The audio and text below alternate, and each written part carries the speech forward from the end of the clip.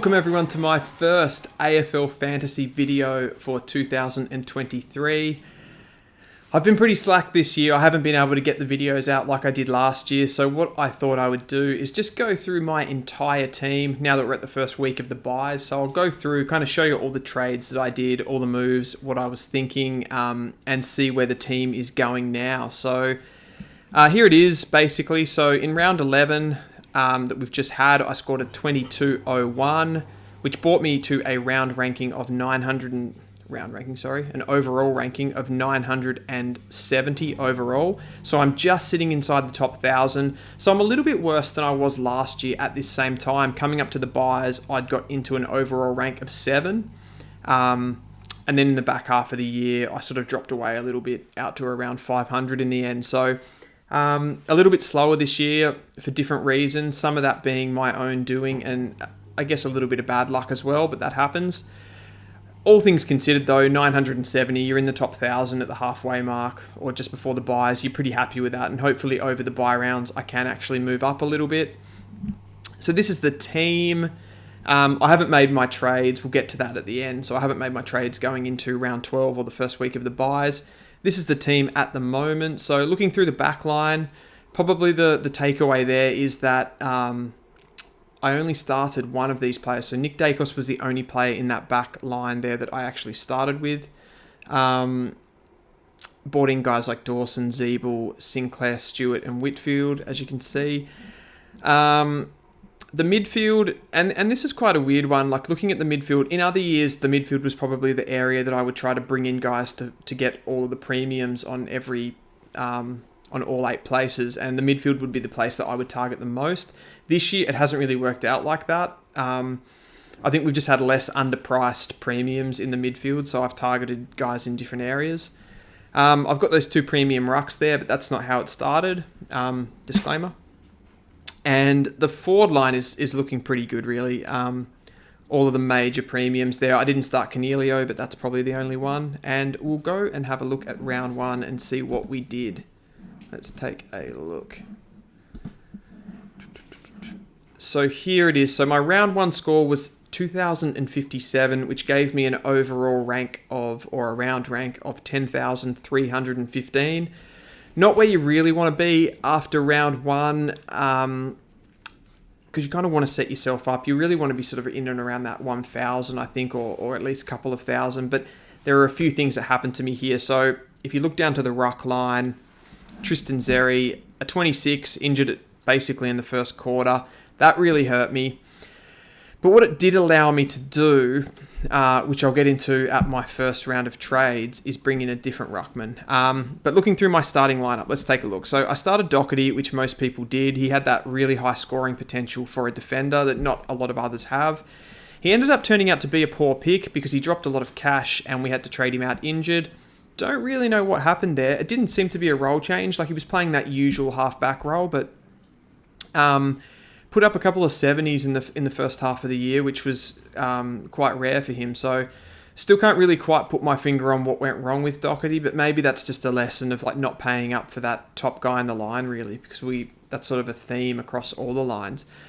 Nick Dacos, I didn't buy into the preseason hype that he was going to get tagged every week. I did think this was going to be a good pick. I didn't think it would quite go this well.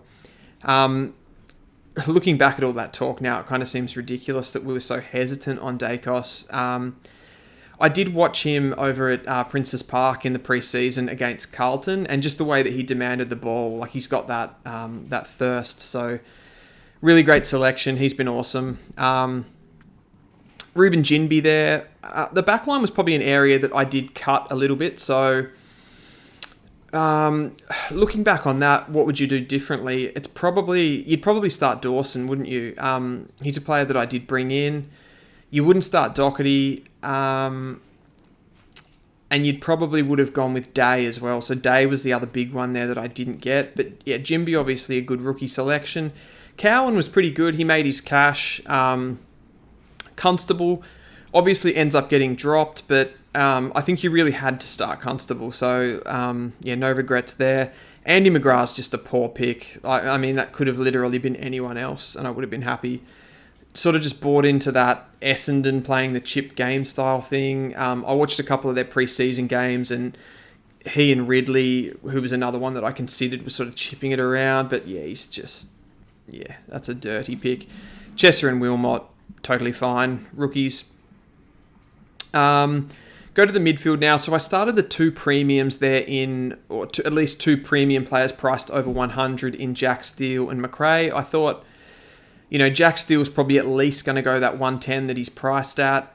And McRae, I thought with Dunkley leaving, he's going to fill that midfield void. That didn't happen, and he ends up being a trade out. So I'd say both of those two picks were not great, and that's probably shows why I haven't succeeded so well in the rankings. But if you look to the next two players, which would have been, as far as price goes, Tom Green, who was that sort of, I guess, breakout contender, underpriced premium. He's been a great selection for me, averaging as one of the top players in the game, really. So, I was pretty hot on him. It would have been nice if I also started Sarong, perhaps, maybe instead of like a Jack Steele or a Jack McRae. Will Setterfield was a great starting selection, priced in the 600s and going into that Essendon midfield role. He was really good. Warple's been okay. I mean, he's not hitting it out of the park, but he's been fine. Finn Callaghan was a bit annoying, and I did jump off him quite early. And then you've got Ashcroft and McKenzie, who have just been fine, haven't they? Like, Will Ashcroft's been great. McKenzie was fine. Hollands was fine. And Noah Long was probably a poor selection. Again, the rucks, not starting English, obviously hurts. And then I went with 4 out of the big 5 mids. The only one I didn't start with was Cornelio, who probably in the end it's turned out okay, hasn't it? Philippou and Sheasel on the field, again, fine. And then you've got Davey, Green and Pedler there sort of making up the rest of the team. So if we go to round 2, we can have a look at the trades that I did. Looking at our round 2 score, we've got a 2096 in round 2, which gave us a round ranking of 7,072 and moved me up from the 10,000s to a 4,309. So it all looks like it's going pretty well here. We're moving in the right direction. Bought in English, and he gets that 117 on debut. So yeah, have a look at the trades. So Zeri went to English, and Noah Long, just a rookie swap there to Chandler for someone to generate cash. So, nothing groundbreaking there, really, just what I had to do at the time. I guess the positive here is that Zeri went down, and I was able to get in English. I know a lot of people went to Darcy, and, in the end, with everything that's happened, that's turned out to be a really good trade. So maybe in some ways it was a blessing in disguise with Zeri going down for me. But, looking across the lines there, not too bad. I could have had Wilmot over Cowan there for the rookie, and I could have had Hollands over McKenzie. But all in all, not too bad. And you're moving up 5,000 places in the ranking. It's pretty good. Round 3, and it's a 2017.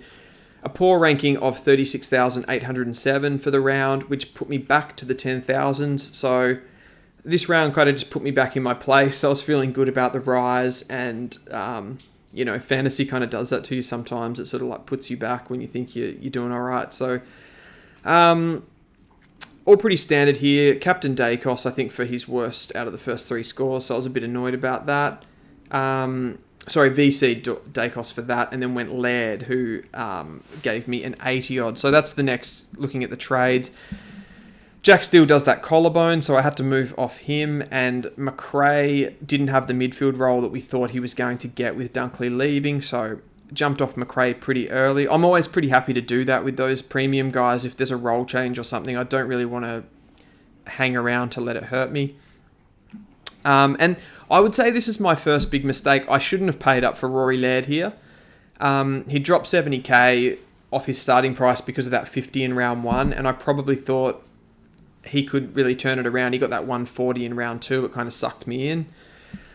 In the end, that was probably a poor trade. Got in Zeeble, though. So Zeeble was obviously a great move there. And I remember at this round thinking it was out of Zeeble and Day. And then Day went on and got that 130 and really annoyed me for the round. So Zeeble 78 and Day 130. So I lost 50 points there. But coming out in the wash, I think that was probably fine. The most annoying thing there is that captain score of 166, so it was an 83 from Laird. Really poor on debut when you pay $1 million for someone. So you shouldn't pay up for your premiums. Round 4, and it's a 1977. So this was the first round I dropped under 2,000. I spilled out into the rankings again, so I went out to nearly 12,000 there. You can see in the overall ranking. Again, I've captained Laird. So I bought him in for $1 million and he scored me 280s as captain, so really poor. Doc with a VC, a 74, so it's really all those big gun premiums not firing. You look at the trades here, so I wanted to jump on Will Day as that underpriced premium. He still had cash to make and, looked like he could have been a top-line defender, which he still does. But of course I traded him in and he got suspended this round, so that was really annoying. I was able to move on Callahan, who I would say at that point was a failed mid-pricer. Again, went pretty early on him. I didn't like the role. Charlie Constable got dropped, so I went on him. And bought in the underpriced guy in Will Day and Van Ruin for cash generation. So standard trades, just got a little bit unlucky with the Day suspension, but that happens. Next round, and I'm starting to turn it around here. So things are looking good. A 2207, a 715 round rank, which brought me back in from 12,000 to 5,161. And this was done off the back of, wouldn't say a couple of nice trades, but one really good trade, and that was trading out the injured Sam Doherty to the new inside midfielder in Jordan Dawson. So Dawson hits it out of the park straight away. Will Day's got that suspension. I went Sinclair. That one also, I would say in hindsight, that would have been to a premium midfielder, but I didn't want to have to play Cowan again, so I didn't really want to trade Day to that premium midfielder and have to play a really, really weak rookie. It is what it is. Sinclair hasn't been great, but, it happens sometimes. I do really rate him as a player, so that's probably why I went after him. And, this round nailed the captain with English, going a 123 there, so that was really nice. Marshall hitting a big score. And just along the midfield line there, you can see a lot of improvement. Green 100, Laird 118, Setterfield 100, Warple 114, and Taranto 109 for some nice scores. Round 6, what happened here? So a 2064, and again, moving in the right direction there. So a round ranking of 7,030, which moved me into 3,935 in the ranks. Going down to the trades, a really, really nice trade here. So Oliver Hollands and Lockie Cowan, they both went out as those rookies that had sort of made their cash.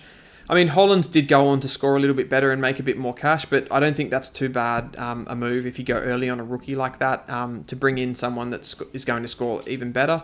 And in that case, it was Ching Cotter as the 200k rookie, mature age guy, and Zach Butters, who was priced in the 600s at that point.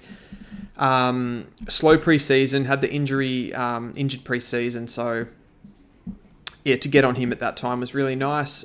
He came in and didn't set the world on fire. I think it was an 88 on his debut, but nailed the captain there with Laird for a 120, and everything really moving in the right direction at this point. So we go to round 7 and we're still moving in the right direction. A big score here in round 7, 2382, a round ranking of 3,436, and it brought us into 2,712. Trades this round, really bad trades here. This is a really bad trade. So Ruben Ginby and Cam McKenzie were those rookies that had sort of made their money. I really wanted to get in Tom Stewart because obviously he's that defender on the round 13 buy, and I was starting to kind of think about the buys at this point. He was underpriced, and the trade of Tom Stewart is definitely still has been a good one. But I did have a bad feeling about this, and I bought in Angus Sheldrick as he was just named. He'd been scoring really well in the VFL. Look at me, I'm trying to justify my reasons for doing it. Really poor. I play Sheldrick on field too, which is a no-no. I just thought the matchup was good. Scores an 18. Could have had a 75 from Luke Pedler there, so lost a ton of points. But worst of all, he didn't get named again, and he's just sat on the bench at 200k. So waste of a trade. Terrible, really. But that didn't really show in that score. it could have been a 2400. It could have even been a better score. Marshall, obviously, with that huge score, I think a 159 there as captain, and really just all the premiums firing. Moving to a round 8, and this one is an absolute monster as well, which moves me up to 1,174. So I'm really priming for a top 1,000 spot here. This was the week that those 5 guys went massive in Jack Zeeble, Josh Dunkley, Tom Green, Andrew Brayshaw, and Tim English, and Errol Goulden. So I had them all. How many is that? 1, 2, 3, 4, 5. No, 6. So I had all 6 of them, of the 150 plus guys. So yeah, huge round there for me. Again, the only mistakes were really just kind of rookies. I captained Taranto for a 117, so the captain was quite good, although I could have swung that to English. I take a 117 if it's a vice captain, so yeah, a bit conservative there. Luke Pedler outscored Chandler. And yeah, that's about it really. Looking at the trades, I went the 2 Essendon guys, so I wanted to get off Setterfield early, as I actually started with him. So I got the best of his cash gen, and I didn't want it to start declining. So jumped off Setterfield before he sort of hemorrhaged cash. Bought in that mid-pricer in Fiorini with the Took roll, which obviously hasn't worked out, but it was sort of hard to miss at the time. And the big one there was Brayshaw. So bringing in that underpriced premium, Brayshaw in the 880s, and then him coming in against Hawthorn and rewarding you with a 150 is just about as close to perfect as you can get. Moving on to round 9. And this was a poor round. So a 2144 and a round ranking of 22,955, which dropped me out to the 1500s again. So just when everything was going really well, a little bit of a poor one, and that was off the back of Chin Cotter 22, Chandler 41, and a few underperforming pods there, really, like Jack Sinclair 72, for example. Not great stuff. Fiorini underperformed there as well. Looking at the trades, it was a pretty straightforward one in that week. It was Fergus Green and Mateus Philippou, who were sort of fattened rookies. One down to Blake Drury, who, again, didn't turn out. Again, this year, it's just been really poor with those rookies that if you don't pay up for them, it doesn't seem to work this year. And the other one was Rory Atkins, who, again, probably a failed pick in the end with what he's just done at the weekend, but you'd probably do it again, wouldn't you? Like, underpriced. He's made some money, and he had a decent role at the time. So round 10, and it's another big one, a round ranking of 596 with a 2437. That brought me into my highest ranking of the year of 849. So the trades that week, it was a Kay Chandler, Fatton rookie, and a James Warple, who was a mid-pricer who'd made a bit of cash and scored some points, to a Ben Hobbs, who was that mid-pricer that's going to come in and sort of, play at F6 for a while over the buys and hopefully pop some scores for us in that, reasonable mid-roll with Parrish and Setterfield out. Lockie Whitfield was the premium, and this should have been Zach Merritt, but I got sucked into that St Kilda matchup. So, sometimes that works, but sometimes it doesn't work. And, if I had done it the week after and gone for Sicily, it would have worked. Didn't work with Whitfield, and 86, pretty disappointing stuff, really. But yeah, this week was a really good one. Again, I think just some of the sort of poddier guys did well. Like Sinclair's not highly owned in the top 1,000 odds, so he got a 141 that week. Who else was it? Butters, who's not hugely owned, scored a 148, which was massive as well. So yeah, just a few poddy guys going well. Got the captain for 110, so pretty solid. One thing that you probably noticed throughout this, the captains I haven't really nailed this year. Haven't really had any big ones apart from the Marshall 150 and mostly between 100 and 110 and a couple of 80s as well. So yeah, not great there. Round 11, dropped back a little bit here with a 10,000 sort of odd round ranking, 2201, and that took me to 970. The trades there were Chincotta and Pedler, again, two sort of rookies who have gone up a little bit in price, to a Bailey Humphrey and a Josh Weddle. And these two trades, which were the most recent trades I've made, are really just highlighting how much we can't get those low rookies. And I've had to go for, rookies priced in the 400s just to get some cash gen going. But I do think that's going to work and help me out over the bye period. And then when we come out of the buys, I'll be able to sort of improve my team as they go and towards the end. So this week, again, sort of mediocre captain there. Brayshaw 103. Jordan Dawson, again, really good. And Rory Laird starting to hit some form there too. But the real sort of mess up here was the Fiorini and Rory Atkins. In hindsight, I would have traded Fiorini in this move to get that 30 off the ground. But, like I said, at the time, they look like pretty good options. I know it can always go bad with these mid-prices, but I think they sort of had to... It sort of had to happen at some point, so I don't have too many regrets. And moving forward to the current week, which is the same team. Yeah, we see there an overall ranking of 970, which, you take that. You're coming into the buys, you rank 900, you've still got a chance at a top 100 place and winning a hat, so pretty stoked with that. And the team's in reasonable order. The Gold Coast guys have kind of thrown a bit of a spanner in the works because, we brought those guys in also for the buy and for the cash gen. Now they're not really giving us either. So what we do with those guys is really interesting. I've played around with a bunch of stuff. I've looked at trading even some premiums out in the likes of Errol Goulden, who has a lot of cash. I think he's priced at 115 and is averaging a 106. So sort of a cash play there to bring in some other premiums that are on better buys, things like that. But I think what I'll most likely do is probably get rid of Fiorini, Atkins, and maybe Ashcroft, who is on that round 12 buy, and bring in Darcy Cameron, either Zach Merritt or Noah Anderson. So Noah Anderson a bit out of form at the moment, but I still do like him. I really like him as a fantasy option, Noah Anderson. And he's got that round 13 buy, which I'm drawn to. So I think Darcy Cameron comes in, Noah Anderson or Zach Merritt comes in as that uber premium mid. And then it's someone like a Wardlaw who I waited on this week. So I went with Weddle and Humphrey for that cash generation, waited a week on Wardlaw, and I think that has been the good move. Wardlaw had that tough matchup against Collingwood.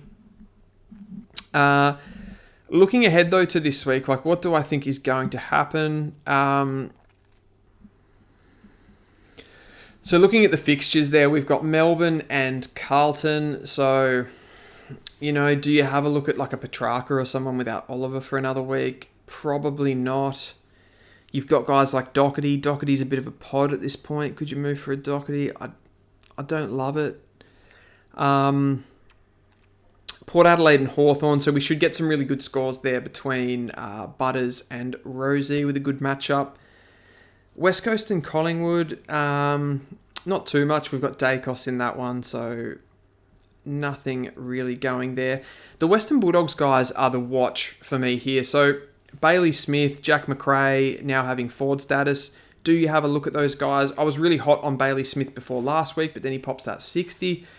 Don't know what's going on. Their centre bounce mix is odd, to say the least, and they are on that round 15 bye, so there's nothing jumping off the page there. The Suns and the Crows are up in Darwin, so I don't really like picking up players that are playing at sort of more unusual grounds in unusual conditions. So Giants and Richmond should be, again, good for guys like Tom Green, Canelio, and even a Perryman, who I have been sort of looking at as well. Back to the West Coast game. So yeah, Darcy Cameron. I forgot about him. So yeah, Darcy Cameron against West Coast. I think that's a really good move coming into the first week of the buys for a bit of a cash grab, and I think he's going to score some points against some favourable matchups there. And then you've got Essendon against North, and that comes back to that Zach Merritt question. Do you get Zach Merritt in? He's an uber premium. He's a guy you're going to keep for the rest of the season, and he's got the round 14 bye, which is okay. Comes down to he versus Noah Anderson. Noah Anderson has the better buy, but probably Merritt has the better run and scoring potential. So that's probably the way I lean at this stage. I will try to do a few more videos. I've been quite busy with uni this year, so I haven't really had much time to do it. But yeah, keen to get some more videos out. Just weekly stuff like trades and that sort of thing. So if you're keen for those, let me know. And other than that, I'll see you in the next video. Cheers.